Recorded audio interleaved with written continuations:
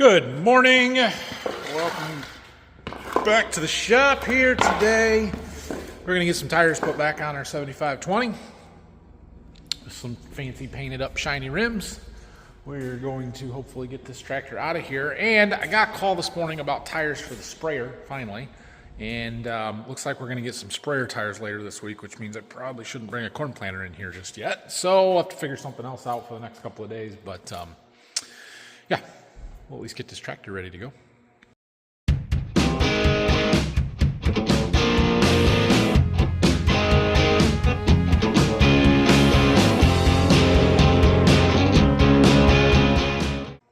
Rims look really nice. Paint's nice and shiny, smooth, looks great. And a little overspray on the outside of this one. No big deal. It's not bad. So we'll have to get these put back on. Everything is dry here after we washed it up yesterday. It's not perfect clean, but it's certainly better than it was, right? Yep, that's what we say. Look at that big chunk of dirt right there. We gotta get it. Oh well. All right, Xander just got here. I'm gonna roll these tires over here and try and get them put back on. Well, there's one.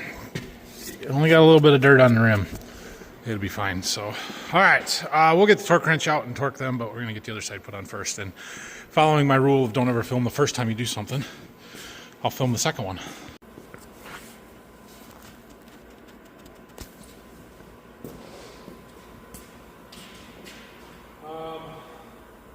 Our block's gonna be in the way here. Sure.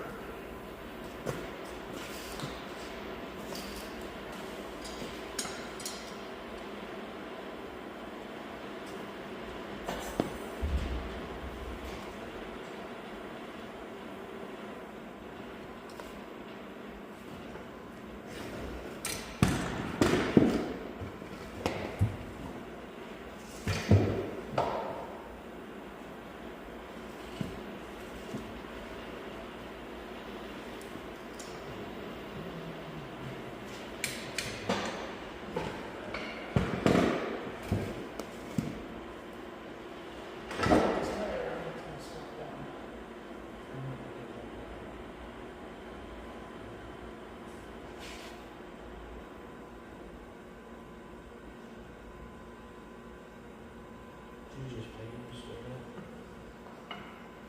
clean it and clean it up and haul off the tractor. Isn't this the cleaning it was? Oh, I was wondering. I did see that.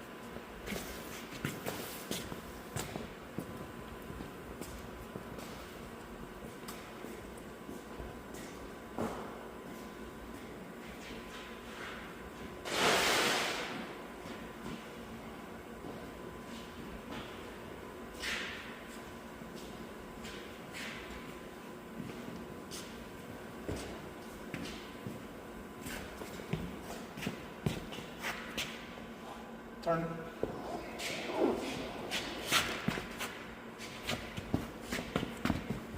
Keep the bottom in.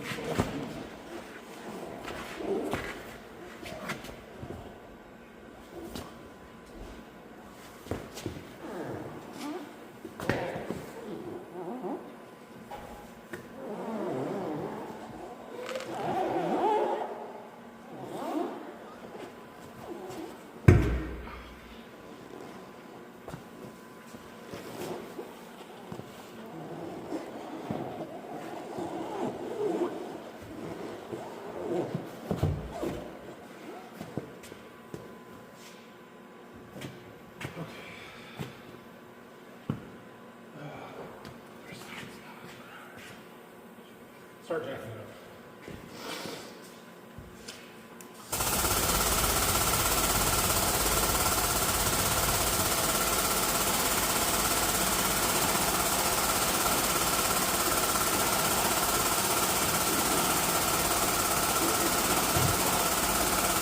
Okay, is that other tire off the ground? No. No.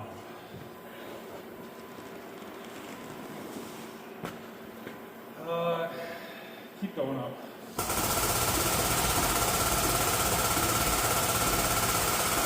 Get that tire out.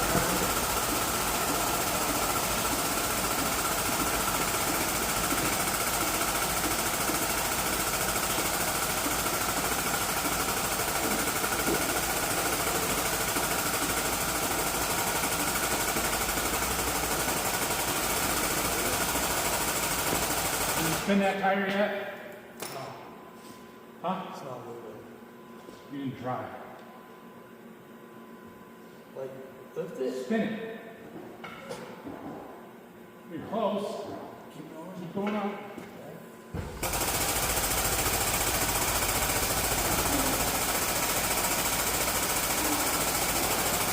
There you go. Keep going, keep going. Keep going. Right there. Oh. Okay, now we gotta go down. Okay.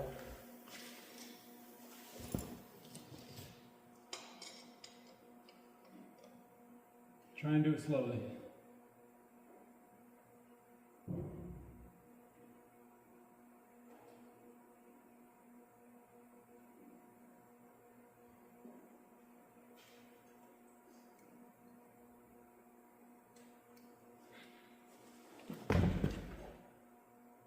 Keep going. Yep. Oh, not that. No, stop, stop, stop, stop, stop. Dude, you were going nice and slow. What happened? Okay. Now I gotta go back up. It was fine. All right, go up.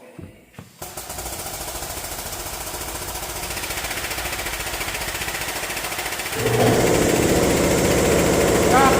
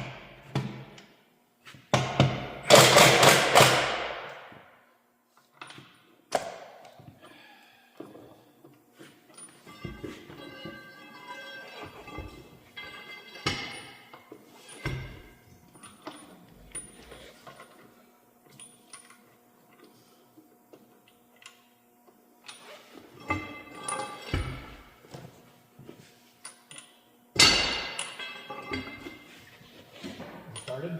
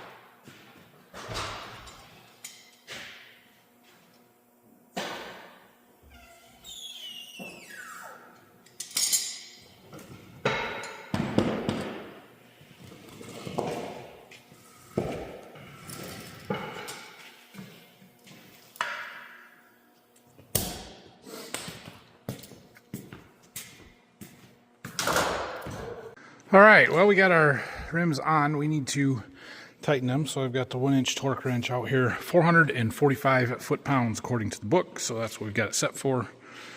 Go ahead and do this.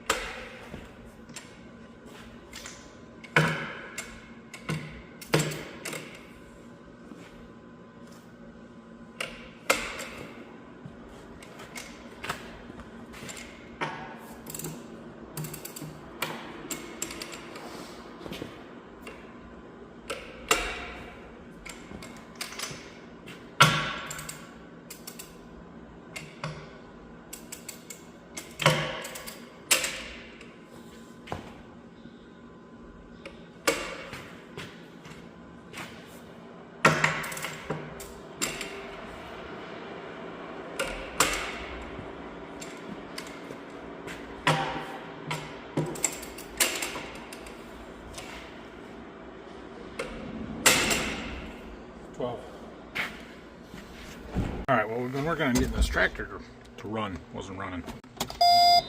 Turns out we had a wire not hooked up on our alternator. We're not making good contact anyway. Clear? Now it starts. Got a little squeak though. I'm wondering if that pulley is a little dry. We're going to try and get some lube into it. He's trying to grease the loader, and I was trying to take the pressure off of it. Yeah, see, we got a squeak. We got to figure out where that's coming from and see if we can't stop it. I think it's that one. See how it's not real smooth? I think I dented it when I was prying on it. That's the tensioner pulley that tensions that belt. And it was really hard to move, and I wonder if I dented it when we were trying to get the belt off because I took a tire iron, pried up on it, and I probably wrecked it. So if I had to guess, we get to put a new idler tensioner pulley on there. So our loader's got a bunch of grease zerks on all these pins and bushings or pivot points. It's a self-leveling loader, so you've got this extra set of arms here to help keep the bucket level as it goes up, which is super nice. But adds a lot of complexity to it. So anyway, going through and cleaning off the grease zerks and trying to get them to take some grease. Most of them do, a couple don't, but we'll get it figured out. Get all that greased. There's probably some on the front axle. There's those couple on the back that we should have done before we put the tires on, but we didn't. That's okay, you can reach them. They're right there. So we'll get everything greased up here real good.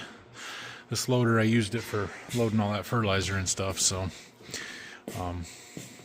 yeah, fertilizer's a little corrosive. It's not great for it. All right, well, Xander's gonna finish greasing that. I gotta go run some errands and pick some stuff up in town anyway, and I'm gonna stop at the John Deere dealer and see if they have one of those tensioner pulleys, and we'll change that. I looked it up, it's a $150 part. My mistake, cost myself $150. It happens.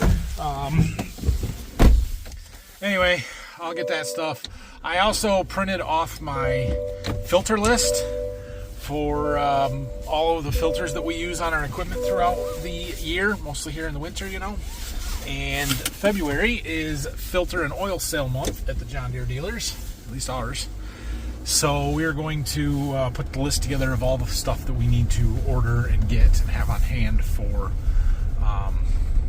the next year, which starts with taking inventory of what we have on the shelves upstairs. We need to go through. There's not a lot left up there, and but there is some, and we just need to take note of that so I don't order extras. So I gave that list to Xander. He's going to work on that while I'm gone, and maybe go help Dad some. But we'll be back this afternoon and get that idler pulley fixed on that tractor.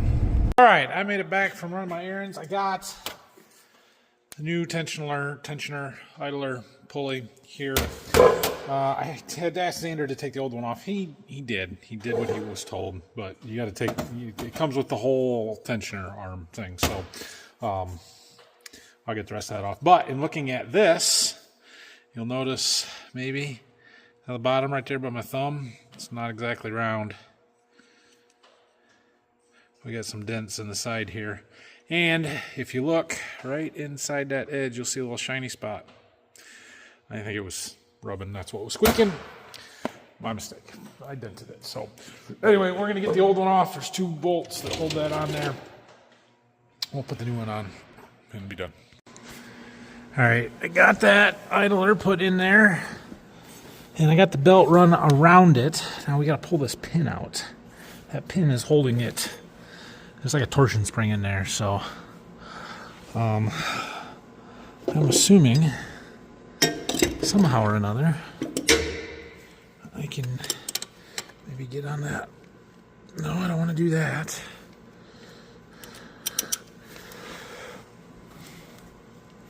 Oh yeah, like that, and then pull the pin. Okay, I gotta use 2 hands though.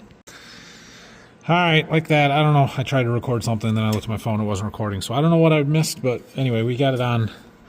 I got the pin out that was holding it. It shouldn't squeak anymore. Well, let's see what happens here. It's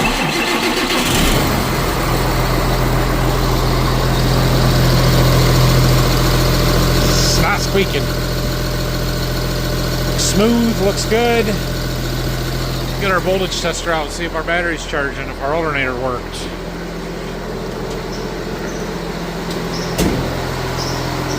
What is squeaking now? You're kidding me.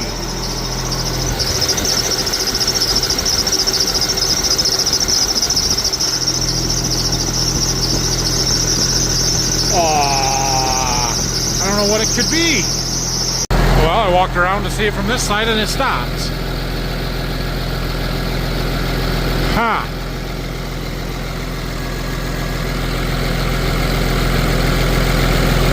The belt's on, everything looks right. I don't know, let's see what our voltage is. 14.067. I assume we rev it up and it will stay the same.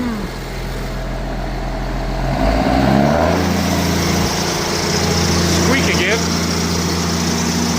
Roughly the same. Okay, well, our alternator is working. So that's good. What's squeaking? It can't be the pulley or the pulley that I just changed. I thought earlier maybe it was the decoupler pulley on the alternator there. I sprayed some lubricant stuff in there. It's meant to like slip in one direction and be rigid in the other, so that like it doesn't hurt the alternator or something. Like it'll freewheel. But I wouldn't think that would be it. I don't know. So what do we get? I am gonna live on borrowed time on that battery. I know it's a 10-year-old battery. We looked at that the other day. And a lot of people said you should probably change that. And you're probably right. But it tests fine. So we're gonna keep running it.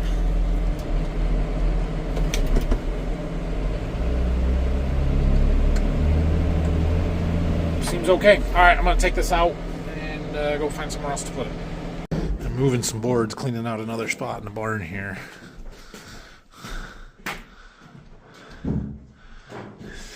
Here's some of Dad's eye joists.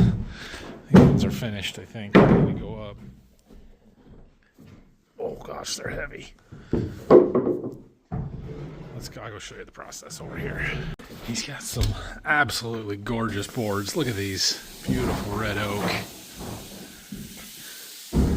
Planed down, nice and smooth. Well, maybe he doesn't have any in here. Oh yeah, right here. So he's taking these 2x4s and he's got his groove in them.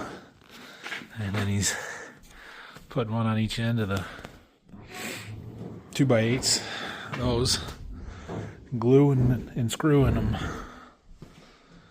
And then he's overlapping or leaving the ends one out both directions, so these two will fit together to form one long one with the splice over the beam that he's putting in. That ought to hold. So I have an idea of building a 2-row corn planter for planting my sweet corn and some plots and stuff. Anybody know where I can find a couple of Pro Series XP John Deere planter row units? Let me show you what I'm looking for. I have found these. They're in Illinois, assuming they still have some. But see, they're for mini hoppers. So I want the little mini hoppers because I don't need to carry a lot of seed, and the cast shanks and everything. These don't have any closing discs, closing wheels with it, and they don't have any down pressure system. Springs are probably fine. I could use an airbag. That'd be okay too. But I need something like that. I just need 2 rows. These are in southern Illinois. It's the best I have found so far. I've been scouring Facebook Marketplace, but if anybody has any ideas or I could get my hands on a couple of row units like that, hook me up. I know a lot of people, or you can buy 2-row corn planters. There's a place not too far from here that sells some. They're almost $3,000 for a 2-row corn planter, which isn't outrageously expensive, but I think I can build one cheaper. And those use 7,000 planter row units, which are 40 years old at this point, and would be 1.6 or the bigger seed hoppers and stuff. And that would just be cumbersome and not really what I want. So thought if I could find a couple row units, mounting them to a bar and figuring the rest of it out is the easy part. I can do that without too much trouble. So anyway, a little side project that I'm trying to work on. Clean the shop up a little bit. For all of you worried about all the yellow paint that I got on my brand new forklift, I don't know. I don't see much. It looks pretty good. I mean, there's a yellow dust here, but that just wipes off. So that's my theory. See the yellow tint to the windshield here? But it's all just dust. I just leave everything dusty. That way any paint that settles on it wipes off because it doesn't stick to the whatever. It sticks to the dust. While I was gone, Xander did our inventory for us and got a list of all the filters and stuff that we had up there. Like I said, there was some, but not a ton. Things like the 4440, we've got a full set. The 4020, we've got some for the generator out there that we don't really use anymore.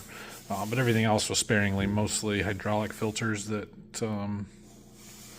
we did not change. A couple of fuel filters, that kind of stuff. So I have a pretty good spreadsheet here. That's obviously the one that he wrote all that stuff on, so I went through and updated that with what I have.